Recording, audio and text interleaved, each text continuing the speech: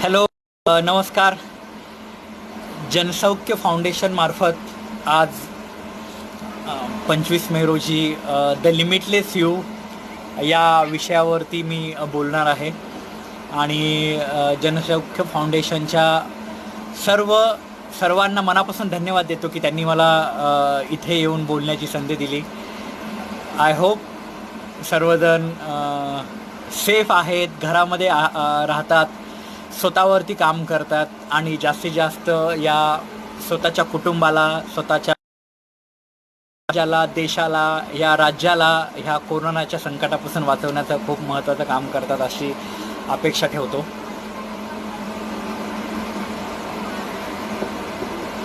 खरं तर जनसौख्य फाउंडेशनमार्फत त्यांच्या पेजवरती लाईव्ह जे असतात ते साधारणपणे 1 तासाचे असतात. पण मला 6 वाजता आणखी दुसरा एक प्रोग्राम आहे, त्यानिमित्तानं मी फक्त 30 मिनिटांचं लाईव्ह करतो आणि या 30 मिनिटात जास्तीत जास्त देण्याचा माझा प्रयत्न असेल. कारण जेवढा छोटा मेसेज असेल तेवढा त्याचा मोठा इम्पॅक्ट असतो. त्यामुळं मला असं वाटतं की ह्या 30 मिनिटात पुढच्या द लिमिटलेस यू म्हणजे तुम्ही स्वतः लिमिटलेस कसं बनायचं याच्याबद्दल मी तुम्हाला जास्त सांगणार आहे. काही लोक जोडली जात आहेत, त्यांची वाट बघूया. आपल्याकडे अजून 1-2 मिनटं वाट बघूया सर्वांची.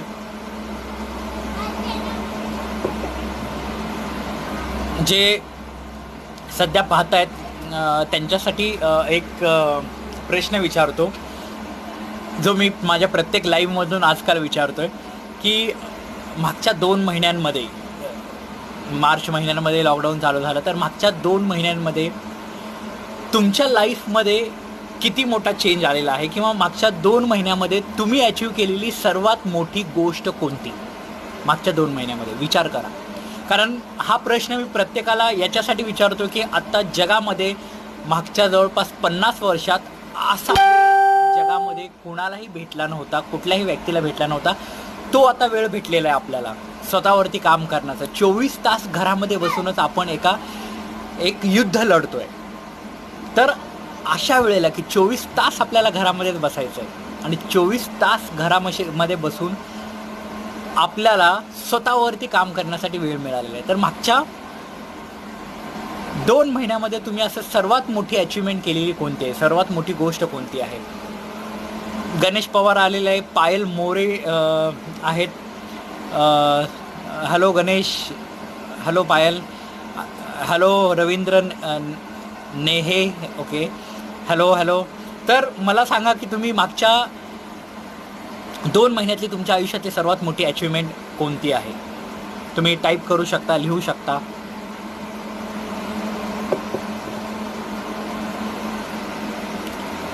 बाय द वे, मी एक 3-4 दिवसापूर्वी एक सोशल मीडियावरती व्हिडिओ टाकला होता की ज्याच्यामध्ये मी सांगितलं होतं की पॉझिटिव्ह विचार केला, पॉझिटिव्ह थिंकिंग केली तरी आपल्याबाबत किंवा आपल्या स्वतःच्या बाबतीत लवकर काही गोष्टी घडून येत नाहीत. किंवा आपण पॉझिटिव्ह, गणेश पवार म्हणतात वाचन वाढलं आहे माझं या 2 महिन्यामध्ये, गुड, चांगली गोष्ट आहे. तर पॉझिटिव्ह थिंकिंग का लवकर काम करत नाही? आणि मी एक डेमो दिला होता. अशा एका ग्लासामध्ये मी कलर टाकला होता आणि त्याच्यामध्ये म्हणजे चांगलं पाणी, की एकदम चांगलं पाणी टाकत गेलो होतो आणि तरीही तो कलर कमी झाला नव्हता.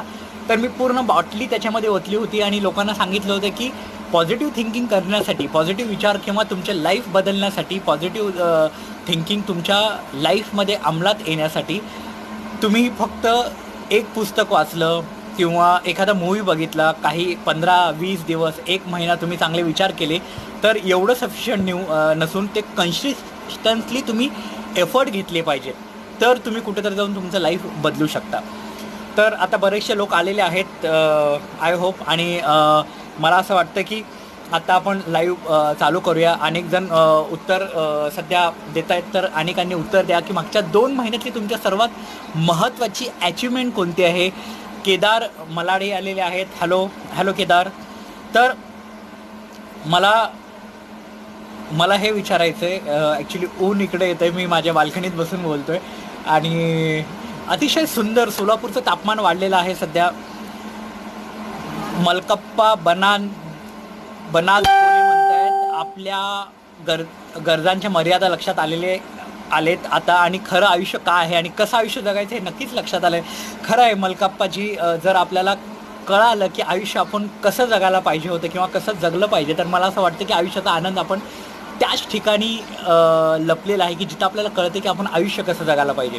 तर सर्वांना नमस्कार. माझं नाव आनंद बनसोडे. जगातलं सर्वोच्च शिखर माउंट एव्हरेस्ट मी 2012 साली सर केलं होतं, आणि त्यानंतर जगातील 4 खंडातील 4 सर्वोच्च शिखरं सर केली होती, आणि त्या प्रत्येक शिखरावरती भारताचं राष्ट्रगीत वाजवून त्या शिखरावरती जागतिक विश्वविक्रम केला होता.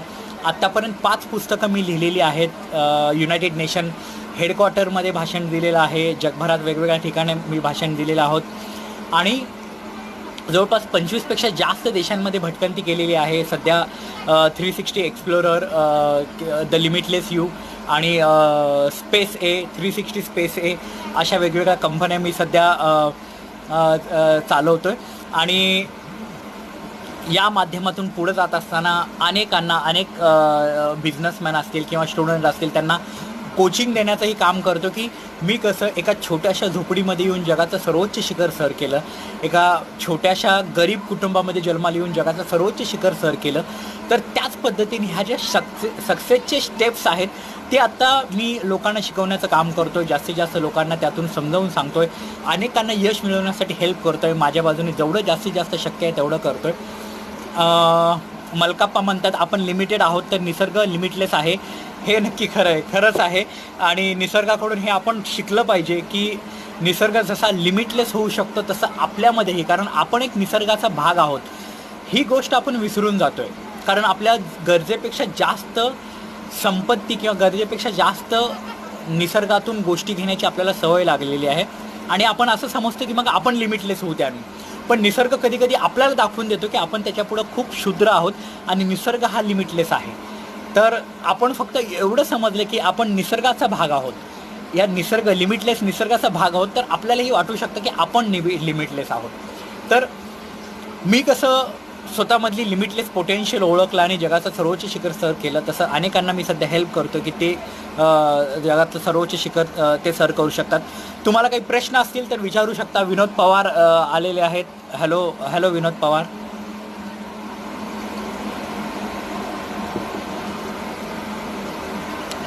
सुरुवात करण्यापूर्वी मी एक छोटीशी गोष्ट सांगतो की गोष्ट तसं सर्वांना माहीतच आहे, पण आणखी एकदा सांगतो की थोड्याशा वेगळ्या अँगलनी आत्ता सध्या या सिच्युएशनमध्ये तुम्ही विचार करा की एक व्यक्ती असतो, तो एका हत्तीला बघतो आणि त्या हत्तीला, बलाढ्य मोठ्या हत्तीला एका छोट्याशा दोरी बांधलेलं असतं, आणि तो हत्तीच्या त्या माहुताला विचारतो की हत्ती एवढा मोठा झाला आहे तर ही दोरी सहज तोडून तो कुठेही निघून जाऊ शकतो.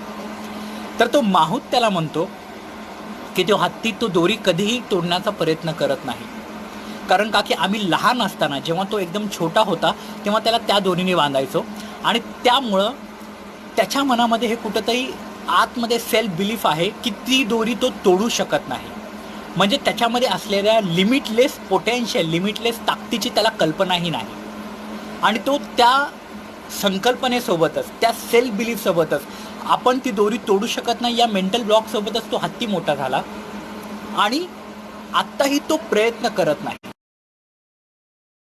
माझ्या आयुष्यामध्ये डोकावा असे कोणते सेल्फ बिलीफ, कोणते मेंटल ब्लॉक, कोणत्या कन्सेप्ट्स आहेत की जे आपण घेऊन जगतोय, आणि आपण प्रत्येक वेळेला स्वतःला सांगतोय की हे माझ्याकडून शक्य नाही आहे, हे होऊ शकत नाही, हे पॉसिबल नाही, हे प्रत्येक वेळेला सांगतोय. विचार करा स्वतःमध्ये की तुमच्यामध्ये तेवढंच त्या हत्तीपेक्षा जास्त पोटेन्शियल आहे, त्या हत्तीपेक्षा जास्त मोठी क्षमता आहे, तरीही तुम्ही तो तोडण्याचा प्रयत्न करत नाही. आपल्यापैकी जवळपास 97% लोक, जगातली 97% लोक ह्या हत्तीसारखी त्या एका दोरीशी बांधलेली आहेत. ते एखादी तोडून बाहेर येऊन काहीतरी मोठं भव्य दिव्य अचीव करू शकतात. एखाद्या गरीब झोपडीमध्ये जन्माला आलेला, गरिबीमध्ये जन्माला आलेला, अभ्यासात टाकतो आणि स्वतःला सांगतो पोटेन्शियल आहे माझ्यामध्ये, मोठी ऊर्जा आहे माझ्यामध्ये, ह्या सर्व निगेटिव्ह थॉट्सला तोडून बाहेर करण्याचं पोटेन्शियल आहे. नक्की तुम्हाला कुठं अडवतंय? नक्की तुम्हाला कुठले असे तुमचे सेल्फ बिलीफ आहे, कुठले असे मेंटल ब्लॉक्स आहेत की जे तुम्हाला अडवतात. विचार करा. मी खरं तर म्हणजे आता सध्या मी तुम्हाला जास्तीत जास्त देण्याचा या ठिकाणी प्रयत्न करेल, कारण वेळ आपल्याकडे खूप कमी आहे. विशाल पवार म्हणतात की सरजी ही प्रेरणा तुम्हाला कुठून मिळेल शिखर सर करण्याची. तर विनोद पवार, ही प्रेरणा मला माझ्या लहानपणापासून मिळालं, कारण माझं कुटुंब जसं झोपडीमध्ये माझ्या 3 बहिणी, आई वडील, असं कुटुंब 2 चाकी गाड्यांचे काऊट आणि पंक्चर काढायचे. शाळेमध्ये मी अतिशय मुलगा होतो. शाळेमधलं मला शिकवलेलं समजायचं नाही आणि त्यामुळं 3माही 6माही 9माही परीक्षेत नापास व्हायचो. वार्षिक परीक्षेत शाळा मला कसंबसं पास करायची. आणि असं चालत असताना माझ्या बोलण्यामध्ये दोष होता. मी जरी आत्ता तुमच्यापुढे बोलू शकत असेल, तुम्हाला फ्लुएंटली मी वाक्य बोलू शकत असेल, तर लहानपणी माझ्या बोलण्यामध्ये दोष होता. म्हणजे एकही वाक्य मी पूर्ण बोलू शकत नव्हतो. आणि तसं असताना एक एकलकोंडा मुलगा, एक न्यूनगंड असलेला मुलगा, शाळेमध्ये ज्याला काही समजत नाही, अपमान सतत होतात शाळेमध्ये, घरी, असा मुलगा तो स्वप्न बघतो की जेव्हा कधी अपमान होतो तेव्हा तो एकांतात जातो आणि विचार करतो की मला अशा उंचीवरती जायचं आहे, जगाच्या अशा उंचीवरती जायचं की त्या ठिकाणी माझा अपमान करण्यासाठी कुणी पोहोचलं नाही पाहिजे. मला असं वाटतं की हेच ते विचार आहेत की ज्यांनी मला जगाच्या सर्वोच्च उंची गाठण्यासाठी मला मोटिवेट केलं.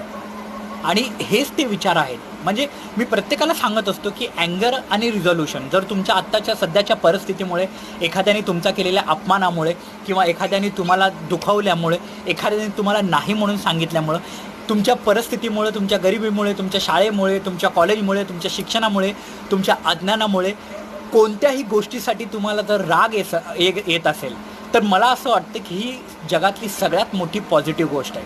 कारण अँगर आणि रिझॉल्युशन या एकाच नाण्याच्या 2 बाजू आहेत. जर तुम्ही रागाचं रूपांतरण तुम्ही तुमच्या रिझॉल्युशन्समध्ये केलं, म्हणजे रिझॉल्युशन्स म्हणजे काय, जे आपण 1 जानेवारीला करतो किंवा ठरवतो की हे माझे स्वप्न आहे, हे माझं गोल आहे, मला हे या वर्षात एवढ्या काळात हे अचीव करायचं आहे. जर त्या रागाचं कन्व्हर्जन तुम्ही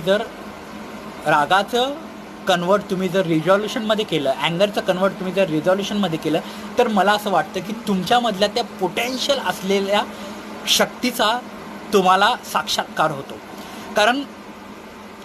कारण मी प्रत्येकाच्या बाबतीत सांगतो, प्रत्येक मोठा व्यक्ती घ्या, जगातला मोठा व्यक्ती घ्या, कोणीही घ्या, महात्मा गांधीचं उदाहरण घ्या की त्यांना जर आफ्रिकेमध्ये रेल्वेच्या खाली ढकलून दिलं नसतं आणि त्याचा त्यांना राग आला नसता, तर त्यांनी ही इनइक्वॅलिटी आफ्रिकेमधली संपवण्याचा कधीच प्रयत्न केला नसता. किंवा जगातलं कुठलाही मोठा घ्या की त्यांचा बालपणाचा जर तुम्ही कालखंड बघितला किंवा त्यांच्या आयुष्यातला कुठल्याही लेवलचा काल बघितला, त्याला कुठेतरी रागाची पार्श्वभूमी आहे. आज प्रत्येक व्यक्तीमध्ये, प्रत्येक लहान मुलामध्ये राग आहे, पण त्या रागालाचं जर तुम्ही कन्व्हर्जन एकदम चांगल्या वेमध्ये करू शकलात, एकदम पुढे जाणाऱ्या वेमध्ये करू शकलात, तर मला असं वाटतं की तुम्ही त्याचा कन्व्हर्जन रिझॉल्युशन्समध्ये करून, चांगल्या आउटपुटमध्ये करून तुम्ही खूप मोठं पोटेन्शियल किंवा खूप मोठं लिमिटलेस यश मिळवू शकता. माझ्या लहानपणीच्या बाबतीत तेच झालं. लहानपणी मला खूप जास्त राग असायचा स्वतःबद्दलचा, की मला बोलता येत नव्हतं, मी होतो. 9वी नापास झालो होतो. 9वीमध्ये मला अजूनही आठवतं आहे, इंग्लिश आणि गणित हे 2 विषय मी नापास झालो होतो. आणि त्यानंतर मी नीट बोलू शकत नव्हतो, अभ्यासात होतो. जास्त कोणी मला एक आपलेपणाची भावना माझ्यामध्ये नव्हती, कारण मी कुणापुढं एक्सप्रेस होऊ शकत नव्हतो आणि न्यूनगंड माझ्या मनामध्ये होता. तर हा जो राग होता, त्या रागाचं कन्व्हर्जन कुठंतरी झालं आणि मी डिसाईड केलं की मला अशा उंचीवरती जायचं आहे की त्या ठिकाणी पोहोचण्यासाठी त्या ठिकाणी माझा अपमान करण्यासाठी कुणी पोहोचलं नाही पाहिजे. तो जो राग होता त्याचं कन्व्हर्जन मी रिझॉल्युशनमध्ये केलं. स्वप्नील झिने आलेले आहेत. हॅलो मंगेश झापे, ओके, उद्या यूट्यूब चॅनलला यायचं आहे तुमच्या संजीवनी स्टुडंटसाठी. केदार मलाडे म्हणतात की सर लक फॅक्टरवर तुमचा किती विश्वास आहे. केदार मलाडे, मला हे माहीत आहे की लेट्स से की माझ्यासाठी सगळ्यात चांगलं माझं लक फॅक्टर, मला इथून पुण्याला जायचं माझं स्वप्न आहे, बरोबर आहे. आणि इथून मी निघालो आहे आणि मी बाळ्याच्या इथंच, आपल्या बाळं जे आहे तिथंच थांबलो आहे, सोलापूरमध्ये तिथंच थांबलो आहे, त्याच ठिकाणी थांबलो आहे आणि लकची वाट बघतो आहे की यस मला लकीली मला गाडी मिळणार आहे, लकीली मला गाडी जायला मिळणार आहे, मला गाडीमध्ये बसून पुण्याला जायला मिळणार आहे, लकीली जायला मिळणार आहे. पण माझं लक फॅक्टर, माझ्या मेहनतीचं आउटपुट मला टेंभुर्णीला मिळणार आहे. पण त्या लकची वाट बघत मी बाळ्यामध्येच बसलो. म्हणजे खूप सिम्पल लँग्वेजमध्ये सांगतोय मी हे.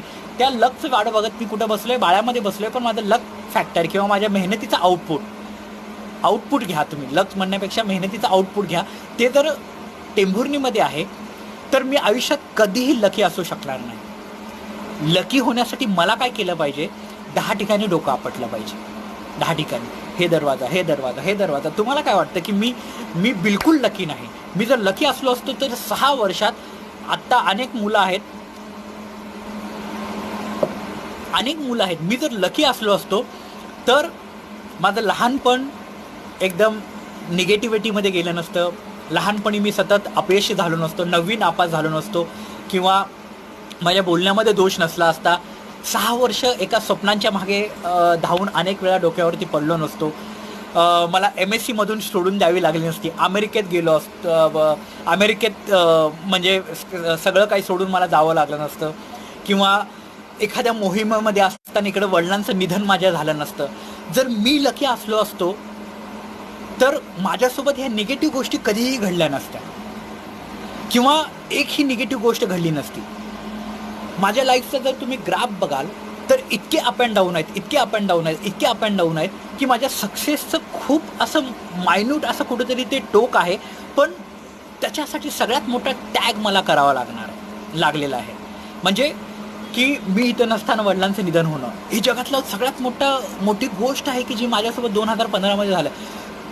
जवळपास 6 ते 7 महिने ऑन बेड असणं, सगळे तुमचे जीवनावश्यक ज्या काही गोष्टी आहेत, तुमचं अगदी जे काही तुमचं बायोलॉजिकल गोष्टी आहेत तेही अंथरुणामध्ये करणं 6 महिने 2015मध्ये. त्यानंतर लग्न झाल्यानंतर पुढचे 1 ते 1.5 वर्ष झोपून असणं, कुठलंही काम न करायला मिळणं. मला असं वाटतं की हे लकी असण्याचे चान्सेस नाही आहेत. मी बिलकुल लकी नाही आहे.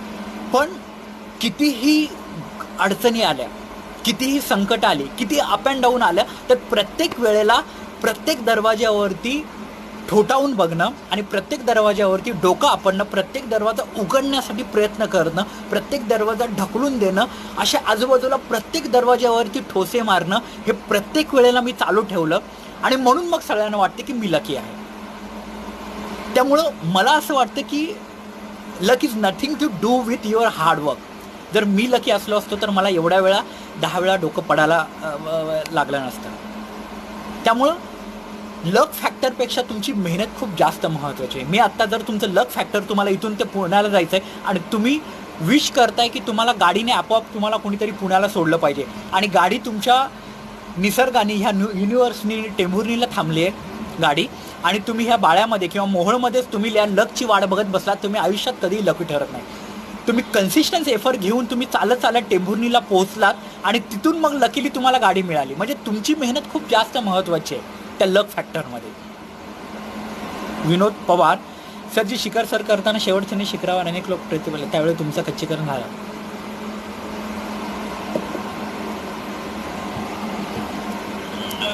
विनोद पवार, खरं तर वेळ आपल्याकडे खूप कमी आहे, फक्त 12 मिनिटात, कारण मी सांगितलं की माझं 6 वाजता दुसरं सेशन आहे. त्यामुळं एवढं हे खरं तर 3 तासांचा विषय आहे. जर यूट्यूबला गेला तर माझे जवळपास 1 ते 2-3 तासांचे काही व्हिडिओ आहेत. आकाशवाणीमध्ये झालेली माझी मुलाखत आहे, त्याच्यामध्ये मी अतिशय सुंदर वर्णन केलेलं आहे. मला आणखी एक गोष्ट सांगायची, जे पेंडेमिक सिच्युएशन या कोरोनाच्या बाबतीत मला सांगायचे, कारण तुम्ही शाळा शिकताय, तुम्ही प्रत्येकजण ईद मुबारक मिर्झा अब्दुल कयूम नदवी. खरं तर आज माझं लहानपण, बालपण माझं नई जिंदगी भागात गेलं, आणि मी शाळेमध्ये इकडं पंचशीलला होतो, आणि अनेक मुस्लिम बांधव माझ्यामध्ये मी वाढलेलो आहे. लहानपण माझं त्या भागात गेल्यामुळं, आणि आज लाईफमधली पहिली अशी ईद आहे की मी त्यांच्या कोणाच्या घरी जाऊ शकत नाही आणि त्यांना शुभेच्छा देण्यासाठी, किंवा त्यांनीही मला बोलवू शकत नाही. त्यामुळं खूप मिस करतोय माझं तिकडचं बालपण. आता जरी कुमठानाक्याला राहत असलो तरी त्यावेळेला माझं संपूर्ण बालपण नई जिंदगीला गेलेलं आहे. त्यामुळं तुम्हाला ईदच्या खूप साऱ्या शुभेच्छा. आणखी एक गोष्ट सांगतोय मी एक खूप महत्त्वाची गोष्ट या कोरोनाच्या निमित्ताने मला सांगायची आहे. तुमच्यापैकी प्रत्येकजण बिझनेसमॅन असतील, तुमच्यापैकी प्रत्येकजण स्टुडंट असतील, प्रत्येकजण तुमच्यापैकी काही पुढच्या येणाऱ्या भविष्यात तुम्हाला काहीतरी करायचं असेल, तर त्यांच्यासाठी ही गोष्ट मला असं वाटतं की खूप महत्त्वाचं आहे या कोरोनाच्या संकटाकडे बघण्यासाठी. एक अशिक्षित माणूस असतो आणि त्याचं फळांचं दुकान असतं.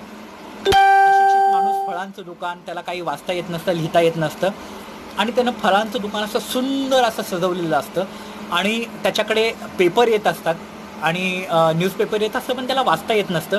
त्यामुळे त्यांनी न्यूजपेपरच्या असं सुंदर भावल्या बनवून त्याच्या चौकामध्ये त्यांनी आजूबाजूला लावलेल्या असतात, इकडं दुसरीकडे. म्हणजे त्याच्या फळांची जास्तीत जास्त मार्केटिंग होण्यासाठी त्यांनी प्रत्येक चौकांमध्ये हे काहीतरी असं केलेलं असतं वेगळं, की फळं बनवलेली असतात न्यूजपेपरच्या. आणि त्याचा बिझनेस खूप चांगला झालेला असतो. पुढच्या 1 ते 2 वर्षामध्ये तो खूप श्रीमंत व्यक्ती होतो, पैसे खूप चांगले यायला लागतात. कन्सिस्टन्सी त्याचा बिझनेस ग्रो होत जातो. एक दिवशी त्याचा मुलगा जो बाहेरच्या देशामध्ये शिकायला असतो आणि तो सहज भेटायला येतो वडिलांना आणि वडिलांना म्हणतो की तुम्हाला एक गोष्ट माहीत आहे का? वडील म्हणतात की काय? तो मुलगा म्हणतो की जगामध्ये सध्या मंदी चालू आहे. लक्षात घ्या की जगामध्ये सध्या मंदी चालू आहे, त्यामुळे जगातले सर्व बिझनेस हे सध्या ठप्प झालेले आहेत आणि सगळे अगदी संतपणे चालू आहे. कुठलाही बिझनेस चांगला चालू नाही. तर तो रात्रभर विचार करतो की आता काय होणार, कसं होणार. त्यामुळं तो पुढच्या दिवशी काय करतो की ते पेपरमध्ये लावलेले सगळे, कारण जगामध्ये मंदी येणार आहे किंवा मंदी आलेली आहे आणि सगळे बिझनेस ठप्प झालेले आहेत, हे रात्रभर तो विचार करतो. आणि त्यामुळे जेव्हा फळांचं नेक्स्ट टाईम माल मागवायचं असतं तेव्हा तो साधे कमी स्वस्तातले फळं मागवतो. त्या पेपरच्या नवीन त्यांनी जे काय मार्केटिंगसाठी केलं होतं त्याचा खर्च कमी करून टाकतो किंवा ते सगळं काढून टाकतो आणि ॲटोमॅटिकली त्याचा बिझनेस, फळांचा त्याचा सेल जो आहे तो कमी होत जातो. पुढच्या 1 महिन्यांमध्ये कमी होतो आणि मग एक सहजच असं त्याचा मुलगा नंतर परत जातो आणि त्यालाही विश्वास वाटतो की आता बिझनेस खूप कमी झालेला आहे, जगामध्ये मंदी चालू आहे, त्यामुळं फळं आपल्याकडून कोणी घेत नाही, जगामध्ये मंदी चालू असल्यामुळे आपला बिझनेस होत नाही, आपल्याकडे पैसे येत नाही आणि याचं त्याला वाईट वाटत राहतं. मागच्या 2 वर्ष त्यांनी ज्या पद्धतीने बिझनेस ग्रो केला त्या पद्धतीने मागच्या 1 महिन्यात त्यांनी काहीच केलं नसतं आणि त्यामुळे त्याला आपल्या भविष्याची काळजी वाटायला लागते. अचानक त्याचे काही मित्र येतात त्याला भेटण्यासाठी आणि मित्र त्याला म्हणतात की मागचे 2 वर्ष तुझे खूप चांगले बिझनेस चालू होते आणि आता अचानक या 1 महिन्यामध्ये असं काय झालं? त्यानंतर त्यांनी सांगितलं की मला माझा मुलगा आला होता जो बाहेरच्या देशामध्ये शिकायला, त्यांनी मला सांगितलं की जगामध्ये मंदी चालू आहे आणि त्यामुळे ह्या मंदीमुळे असं होतं. तर त्याच्या मित्रांनी त्याला सांगितलं की मंदी फक्त या 1 महिन्यात नाही तर मागचे 1 वर्ष झालं जगामध्ये मंदी चालू आहे. आणि त्याला धक्का बसतो की मागच्या 1 वर्षात म्हणजे जवळपास मागच्या 11 वर्षात मला कधीही मंदीचा फटका बसला नाही, पण ह्या 1 महिन्यातच मला ह्या बिझनेस कमी झाल्याचा फटका बसला. कारण का? की त्यांनी विश्वास ठेवला की यस, मला ह्या मंदीचा फटका बसणार आहे. त्याचा सेल्फ बिलीफ असा बनला की मला ह्या मंदीचा फटका बसणार आहे. त्यामुळं त्याचा बिझनेस ऑटोमॅटिकली कमी झाला. तो ज्या पद्धतीने सगळीकडे वेगवेगळ्या ॲक्टिव्हिटी करत होता, मार्केटिंगसाठी काही गोष्टी करत होता, तो जाऊन लोकांना उत्साहीपणे लोकांना बोलायचा किंवा रोज नवीन आणि स्वतःच्या कस्टमरला देण्यासाठी चांगली फळं मागवायचा, त्या गोष्टी त्यांनी कमी केले. कस्टमर ओरिएंटेड त्याचा बिझनेस त्यांनी कमी केला. त्यामुळं मला असं वाटतं की त्याच्या ॲटिट्यूडमध्ये चेंज झाला. एक्सटर्नल सिच्युएशनमुळं त्याच्या ॲटिट्यूडमध्ये चेंज झाला आणि हेच आपल्याला या कोरोनामध्ये करायचं आहे की एक्सटर्नल सिच्युएशन कितीही सांगितलं की आता मंदी येणार आहे, सध्या बिझनेस डाऊनला आहेत, किती असलं तरी आपल्या स्वतःच्या ॲटिट्यूडमध्ये आपण कधीही बदलायचं नाही आहे. स्वतःचा ॲटिट्यूड नेहमी पॉझिटिव्ह ठेवायचं आहे, तर आपल्याला पुढं भविष्यात या मंदीचा फटका बसणार नाही.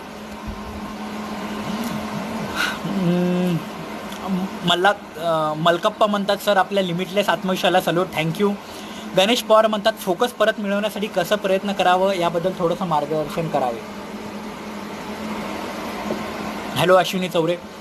गणेश पवार, फोकस परत मिळवणं म्हणजे नक्कीच पूर्वी कधीतरी फोकस होता हे मान्य करावंच लागेल आणि मला असं वाटतं की ही खूप छोटी गोष्ट आहे फोकस परत मिळवणं. मला असं वाटतं की कुणीही एखाद्या व्यक्तीने कन्सिस्टन्सली फोकस करण्यासाठी तुम्ही काय करता, म्हणजे लेट्स से की मी तुमच्याशी बोलतो मी कम्प्लिटली फोकस होऊन बोलतोय.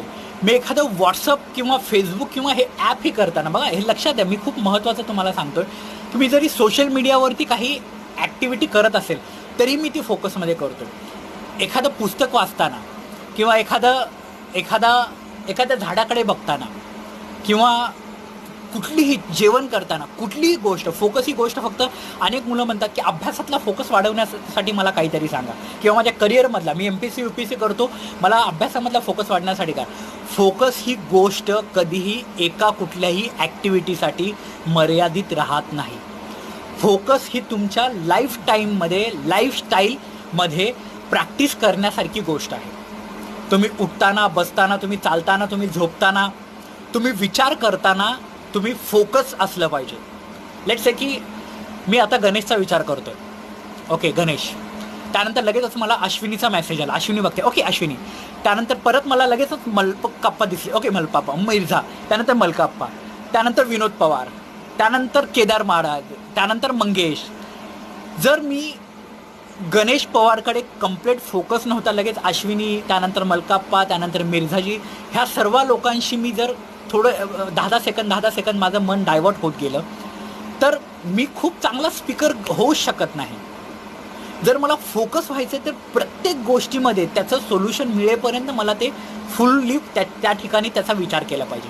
विचार करताना लेट्स से की मी आता सध्या गणेशचा विचार करतोय. गणेशचा विचार पूर्ण होऊन त्याला फुलस्टॉप दिल्यानंतरच, लक्षात घ्या, त्याला फुलस्टॉप दिल्यानंतर आपण काय करतो, आता गणेश काय करत असेल, ओके गणेश असा आहे, गणेश तसा आहे, त्यानंतर ओके अश्विनी असे, म्हणजे गणेशचा विचार त्याच ठिकाणी सोडून देतो, अश्विनीचा विचार करतो, पुन्हा तो गणेशचा विचार घेतो, जो विचार केला त्याच्या थोडंसं पुढे जातो, अजून सोडून देतो, पुन्हा अश्विनी घेतो, त्यानंतर पुन्हा मलकाप्पामधूनच घेतो. जर हे असं होत असलं तर आपण फोकस कधीही प्रॅक्टिस करू शकत नाही.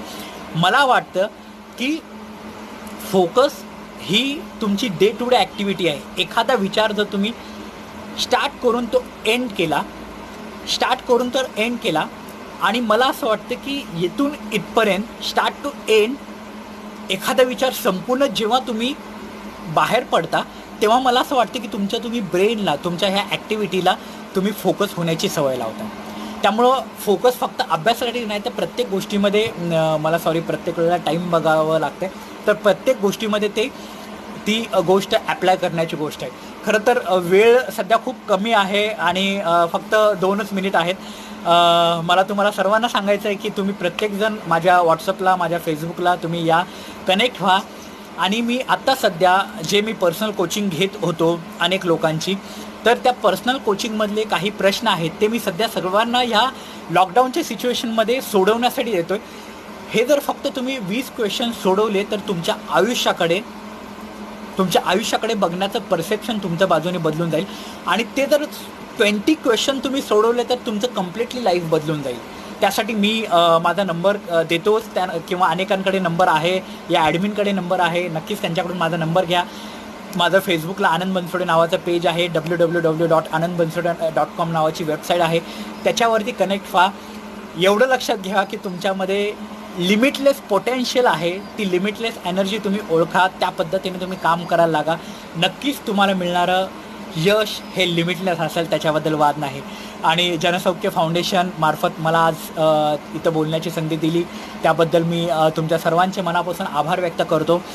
मलकाप्पा म्हणतात की फोकस जीवनशैलीचा भाग बनवा. हा संदेश अतिशय सुरेख, थँक्यू व्हेरी मच मलकाप्पाजी. काही प्रश्न असतील तर माझ्या फेसबुकवरती पर्सनल प्रोफाईलवरती येऊन विचारू शकता. 2 ते 3 गोष्टी ज्या महत्त्वाच्या कन्सेप्ट सांगितल्या त्या तुमच्या जीवनाचा भाग बनवा आणि नक्कीच मला व्हॉट्सअपला कनेक्ट करा, मी तुम्हाला प्रश्न पाठवेल. Thank you very much.